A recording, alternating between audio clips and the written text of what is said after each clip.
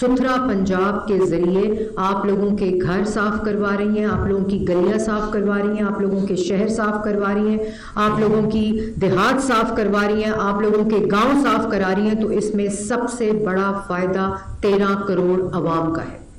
مریم نواز شریف کا ہر فیصلہ پنجاب کے شہری کے سینٹرک ہے، عوام اس کا سینٹر پوائنٹ ہوتا ہے، ان کا ہر فیصلہ، ان کے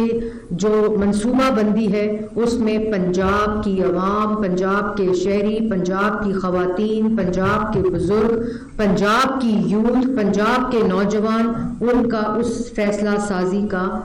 محور ہوتے ہیں،